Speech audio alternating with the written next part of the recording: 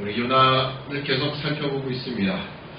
제가 먼저 말씀을 드릴 것은 제가 또 요나서를 해석하는 부분은 사실 전체 큰 덩어리 속에서 한 부분 한 부분 우리가 같이 살펴보고 있습니다. 큰 덩어리 얘기하는 것은 전체적인 내용과 부분적인 해석이 맞아야 된다는 이야기입니다. 부분 하나를 떼어서 그 한쪽 부분만 강조해서 얼마든지 설교는 가능하겠지만 전체 맥락과 전체 줄거리 안에서 잘못 갈 수도 분명히 있거든요. 그래서 전체 맥락 속에서 함께 우리가 이 말씀을 보고자 하고요. 그렇게 또 해석을 하며 또 주의 말씀을 증거하기를 소원합니다. 우리가 앞에 계속 살펴봤던 요나 1장 1절부터 10절까지 내용 여러 번에 끊어서 말씀을 드렸습니다. 가장 중요했던 것은 요나가 여호와의 낯을 피하여라는 단어를 제가 중점으로 좀 말씀을 드렸고요.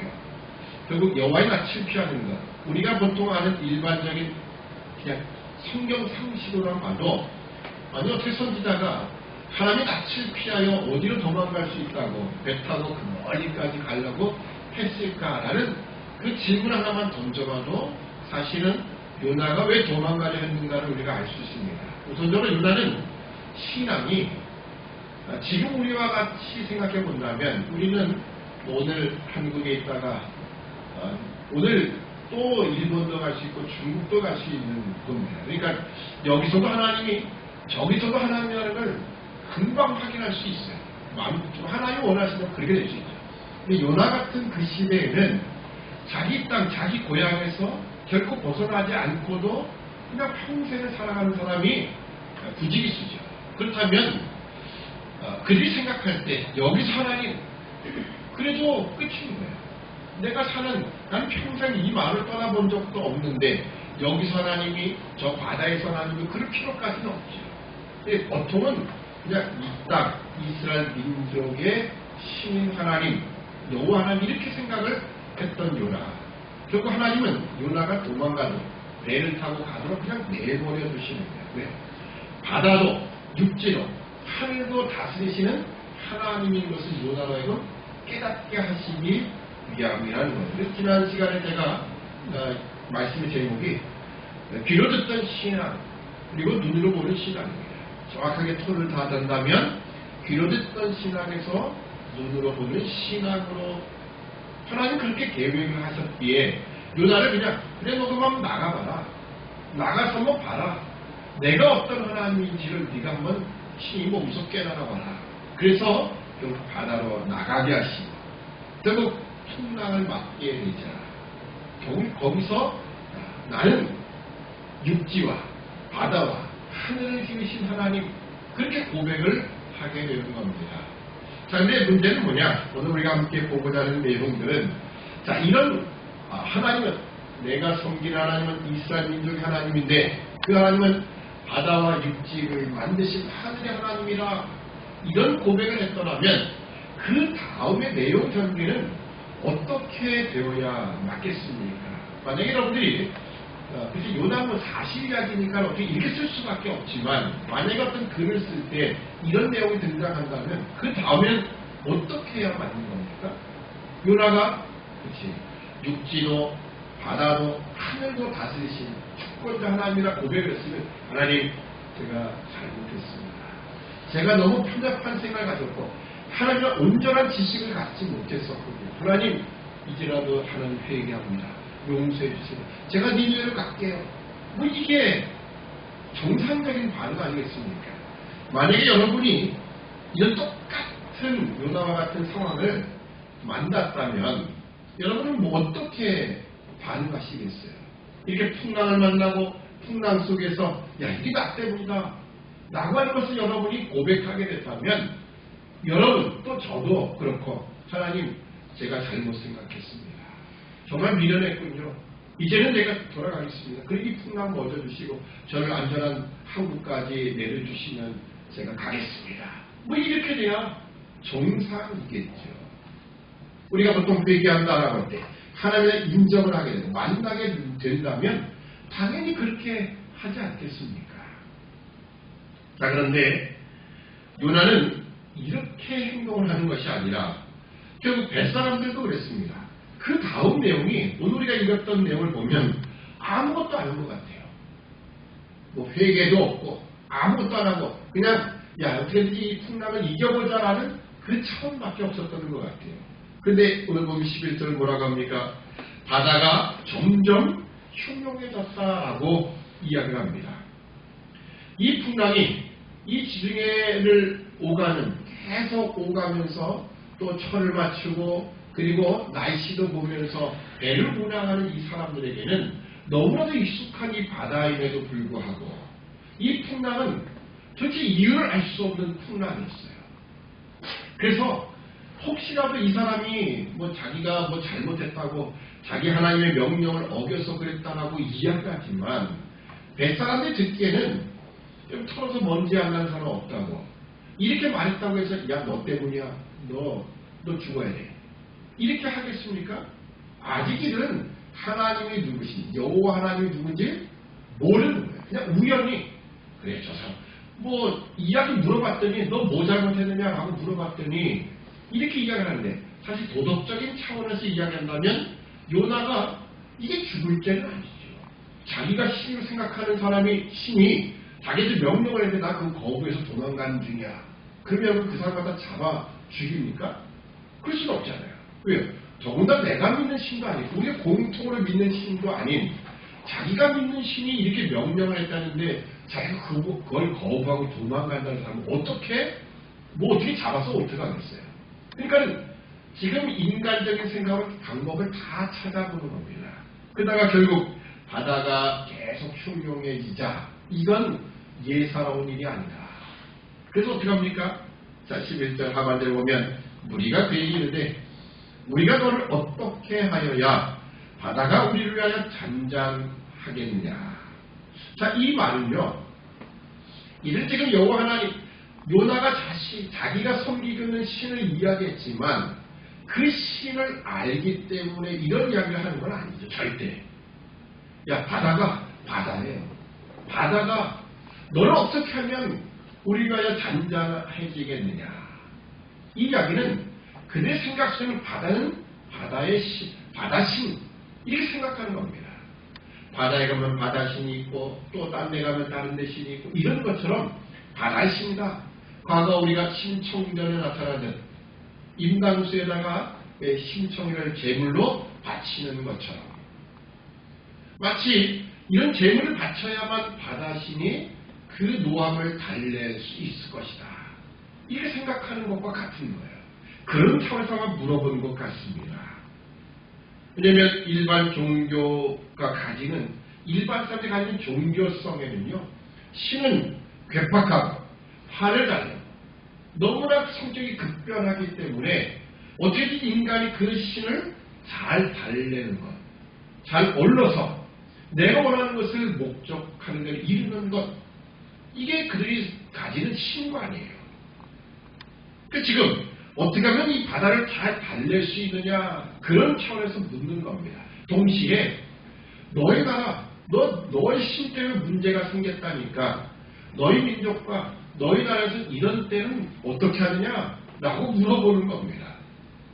너희 나라에서는 이런 경우를 당하면 너희 신한테 어떻게 하느냐 라고 물어보는 거지요.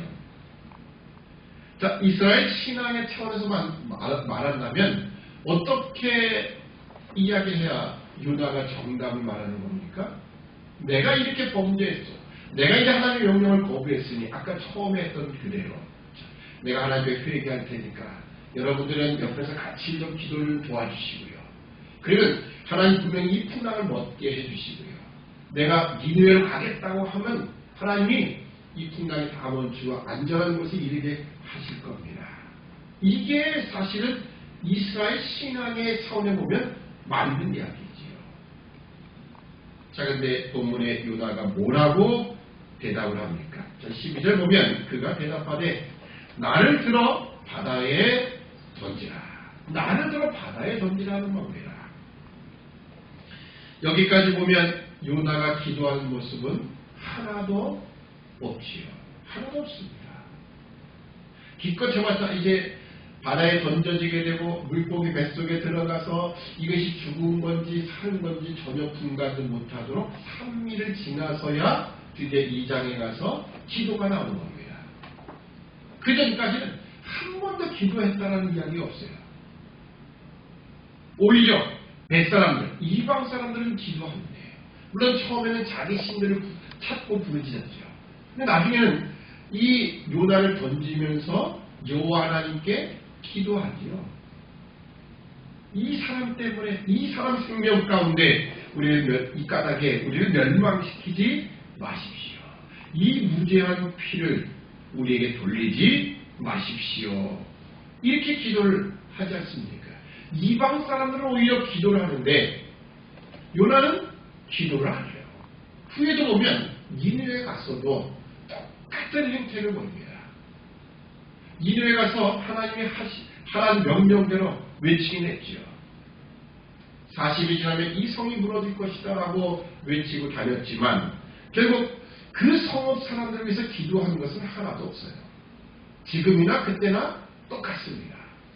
그러니까 요나는 선민 이스라엘, 자기 민족 이것 외에는 더 이상 없었던 것 같아요. 하나님은 이 이스라엘 민족만이 아니라 또 다른 나라, 또 다른 민족도 하나님의 백성으로 삼으시고 오늘 이 뱃사람들이 그렇잖아요.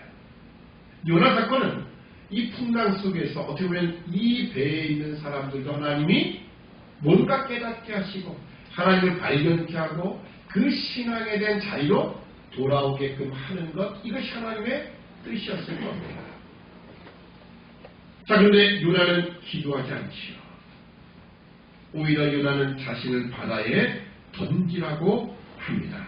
우리는 그 다음 이야기 다 알고 있으니까 그렇지, 요나가 바다에 던져도 하나님 큰 물고기를 준비하셔서 우리 보통 고래를 준비하셔서 삼키게 하셨다. 그 3일 동안 고래 뱃속에 있다가 결국 고래가 토해내니까 육지가 토해내서 살아서 니느웨 갔다. 이걸 다 아니까 나를 들어 바다에 던지라. 요나의 생각 속에는 무엇이 있었을까요? 야, 하나님 고기를 준비하셨을 거야. 이래 생각했을까요? 절대 아니죠. 왜?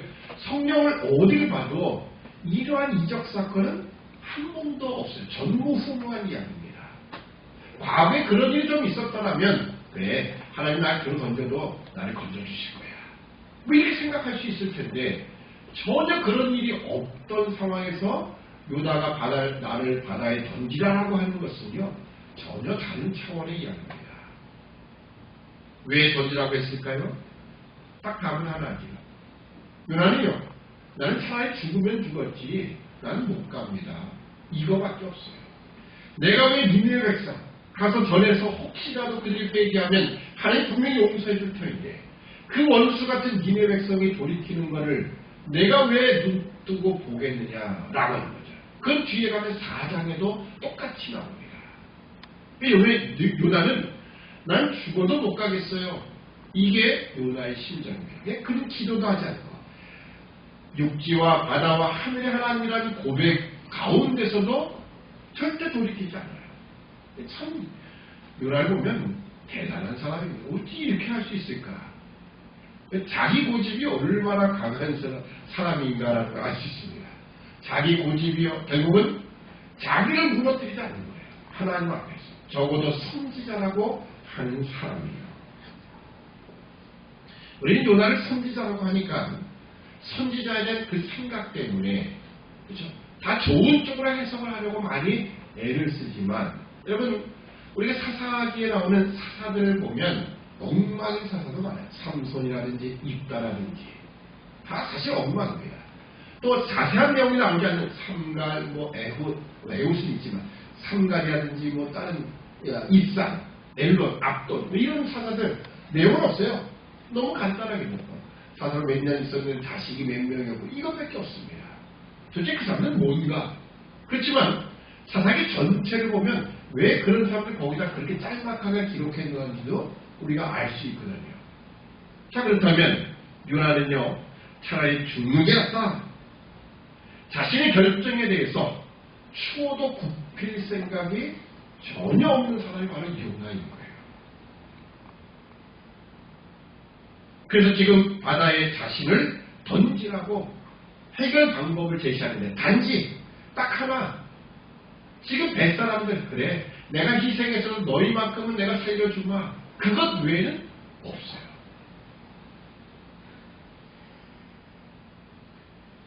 기껏 해봤자 지금 이 배에 타고 있는 자기 때문에 고난을 당하는 사람들. 이 사람들을 그냥 그래 내가 너희들은 아무 뭐 죄 없이 그 이방 사람들 그래 내가 너를 위해서는 내가 희생해주마. 그 정도 이야기밖에는 지금까지 이 요나 이야기 속에는 아무것도 들어있지 않습니다. 자, 그래서 그는 자 12절 하반절 오늘 제가 말씀의 제목을 삼은 그 구절을 보면요. 너희가 이 큰 폭풍을 만나는 것이 나의 연고인 줄을 내가 아노라. 이 큰 폭풍을 만나는 것이 나의 연고인 줄 안다. 이 이야기를 하고 있습니다.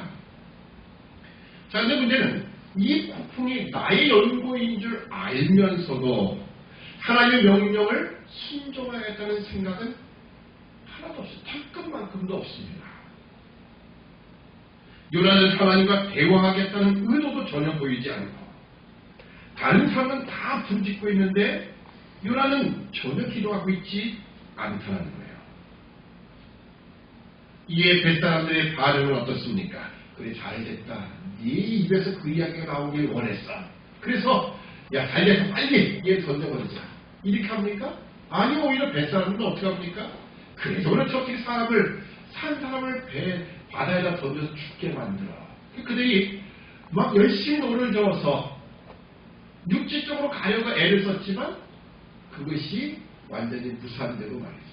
그래서 결국은 할 수 없어서 그들이 드디어 이 요나를 바다에 던지기로 합니다. 그리고 마지막 이렇게 기도하죠.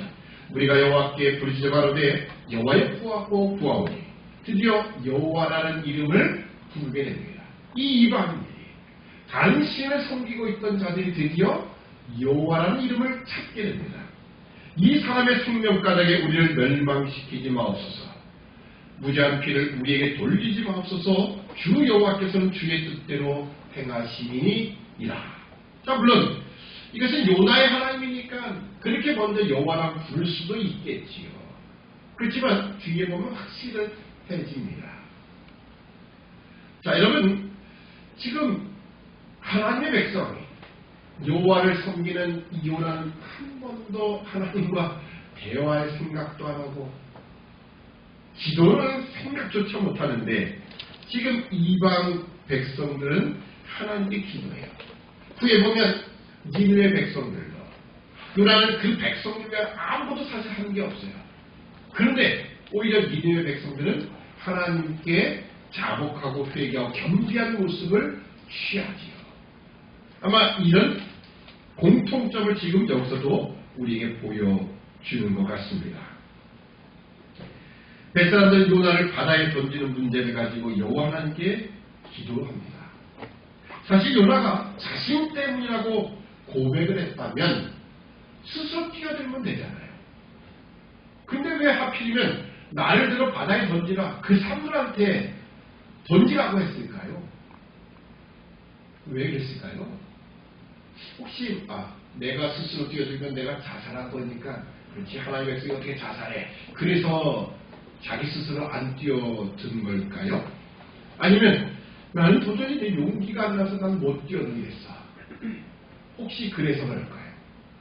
근데요, 참 이게 또 묘하게도 이 사람들이 들어던지면서 하는 기도를 보니까요.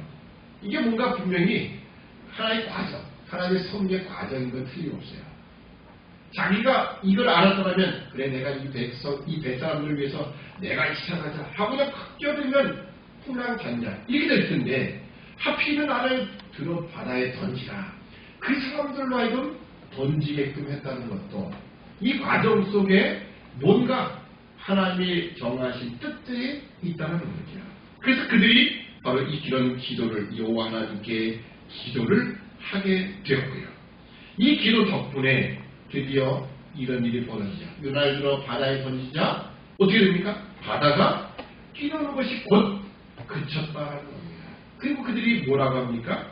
16절 보면 그 사람들이 여호와를 크게 두려워하여 여호와께 제물을 드리고 소원을 하였다라고 기록합니다. 자, 이들이 바다가 갑자기 잠자는 모습을 보고 너무나 놀란 거지요. 여러분, 바다의 풍랑이 잔잔해지는 것은요, 한번 풍랑이 일고선요, 시간이 걸려요. 점점 파도가 잦아들고, 그 나중에 평온하게 되는 거죠. 그것이 갑자기 딱 멈추는 게 없어요. 말이 막 달리다가 갑자기 그냥 말에 그 브레이크를 걸어가지고 멈추는 거예요. 그렇게 멈춰지는 게 아니에요, 풍랑은요. 풍랑은 그 여파가 계속 있는 겁니다. 그런데 갑자기 잔잔해지는 모습은 이건 분명히 여호와 하나님의 놀라운 손길이다라고 고백을 하는 거죠. 실제로 예수님도 제자들과 함께 배를 타고 그 고물에서 주무시다가 바다에 풍랑이 일어났죠. 배가 거의 잠기게 되자 예수님을 급하게 깨우게 됩니다. 예수님이 일어나서 어찌하여 믿음이 없느냐 하면서 바다를 꾸짖죠. 그래서 바다가 잔잔해지는 거예요. 이런 일은 오직 하나님만이 하실 수 있는 일이죠. 이건 그냥 우연히 일어난 일이 아니라 분명히 이 사람이 섬겼던 그 신 여호와 하나님이 하신 일이다. 그래서 그들이 크게 두려워하고 그리고서는 그 여호와께 제물드리고 소원을 하는 겁니다. 무슨 소원을 했을까요? 당연하죠. 내가 이제부터는 다른 세상의 그 헛된 신들을 찾지 않고 오직 여호와 하나님만 내가 믿고 섬기겠습니다. 그런 고백 아니겠습니까? 그 소원을 했다라고 하는 겁니다. 자, 이처럼 하나님은 여러 가지를 계획하셨던 것 같아요. 그 중에 하나는 요나가 지금까지 가지고 있었던 여호와 하나님에 대한 그 신앙의 틀을 벗어나는 거예요. 깨치는 겁니다. 이스라엘 민족, 이스라엘 땅 안에서의 여호와 하나님. 그때는 다 그렇게 생각했어요. 저 사람들은 그 민족의 신, 이 사람들은 이 민족의 신, 우리는 우리 민족의 신, 이 땅에서의 신. 이렇게 생각했던 요나가 드디어 바다와 육지와 하늘의 신을 고백하게 되는 겁니다. 뿐만 아니라 여기에 탔던 뱃사람들, 비록 풍랑을 만나는 그 고난을 당했지만 이 풍랑 속에서 그들은 이 세상 그 어떤 곳에서도 그 어떤 것을 주고도 바꿀 수 없는 여호와 하나님을 바라보고 깨닫고 그리고 실제로 산 믿음을 가지는 사람들이 되는 것이죠. 그러니까 뱃사람들은 참 엄청난 유익을 얻은 겁니다. 그러나 이 모든 것이 하나님의 계획 속에 있다는 거예요. 왜요? 하나님이 요나가 이스라엘 땅을 벗어나기도 전에 딱 다리를 분들어 놓고 못 가게 하실 수 있어요. 그 배를 못 만나게 하실 수도 있는데 하나님은 배를 타고 그냥 멀리까지 가도록 내버려 두시는 거예요. 거기에는 몇 가지 하나님 목적하신 것이 분명히 있대요. 요나 한 사람만이 아니라 또 다른 증인들, 또 다른 믿음의 신앙 고백자들을 있게끔 하시는 거예요. 요나 한 사람만 다른 곳에서 경험을 했다면 그냥 요나 한 사람만 깨닫고 알 뿐이죠. 그러나 지금 이 많은 뱃사람이 다 보고 실제로 경험합니다. 그 여호와 하나님을 그들이 고백하며 이제 그 신앙을 내가 사용했다라고 고백을 하는 겁니다. 자, 이처럼 하나님은 이 도망하는 선자를 통해서도 하나님의 택한 백성들, 그 백성들을 구원하기를 기뻐하신다라는 것을 우리가 알 수 있겠죠. 물론 내가 도망가는 것을 그것 때문에 합리화시켜서는 절대 안 됩니다. 이 코로나19 이런 사태가 우리나라에서 많은 또 나태함과 게으름 속에 빠지게 할 수 있어요. 근데 그것을 우리 스스로가 하나님이 이런 상황에서도 또 이렇게 만드시고 또 저렇게 하셔서 뭔가 역사를 이루실 거야. 제가 코로나19를 통해서 많은 설교를 했죠. 상당수가 하나님은 우리 영적 유익을 위해서 이런 일을 하시는 것이다. 라면서 우리가 그것을 내가 피해가고 도망가는 것을 합리화시키는 것은 절대 안 됩니다. 자, 그러면 오늘 우리가 마지막 오늘 말씀의 제목처럼 마지막 부분을 정리하고 말씀 마치고자 합니다.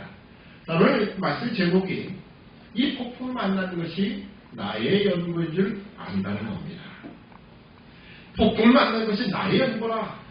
근데 여러분, 이것을 분명히 요나는 고백을 했죠. 이 폭풍을 만난 것 나 때문이다 라는 것을 내가 안다 라고 했어요.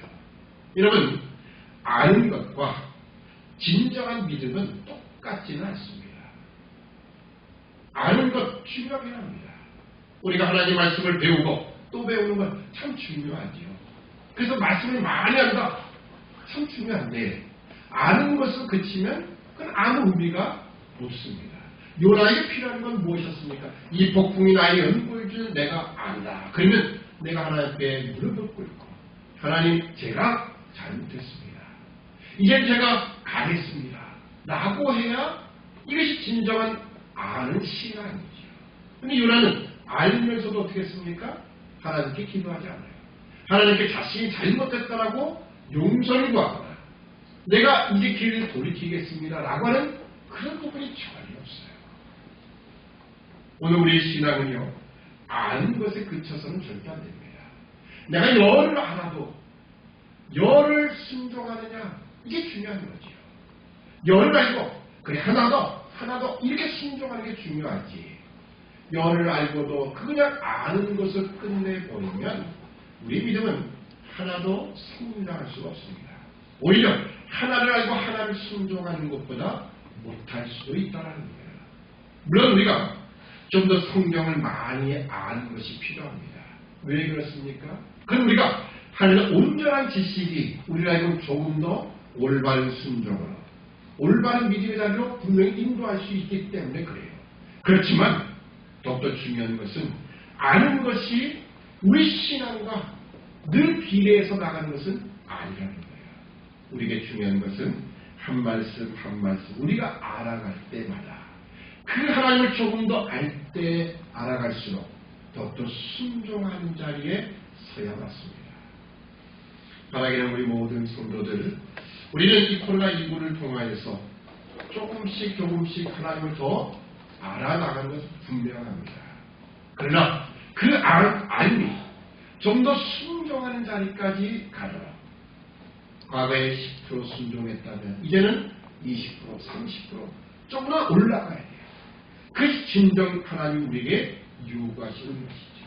요나는 거기서부터 지금 처음부터 첫 단추를 잘못 끼고 있는 거예요. 하나님 저 못 가요. 저는 안 갑니다. 내가 죽어도 안 가요. 바다에 던져라 라고 하는 거예요.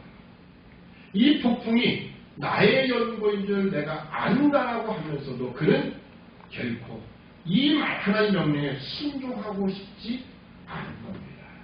오늘 우리가 우리의 고집들, 우리 모든 아집들을 다 내려놓고 하나님을 알면 알수록 그분 앞에 내가 순종해야 된다는 거예요. 어쩌면 요나 이야기는요, 자기 고집을 피우던 자기 아집 속에 갇혀있던 이 요나를 하나님 깨뜨리셔서 순종하게끔 하는 그 역사를 우리에게 보여주는 겁니다. 오늘 우리가 풍랑을 만나고 나를 바다에 던지라 이런 자리까지 가지 않고 하나님 앞에 하나님, 예, 제가 가겠습니다 라고 하는 이런 순종의 모습이 우리 안에 모두가 있기를 주님의 이름으로 축원합니다. 기도하겠습니다.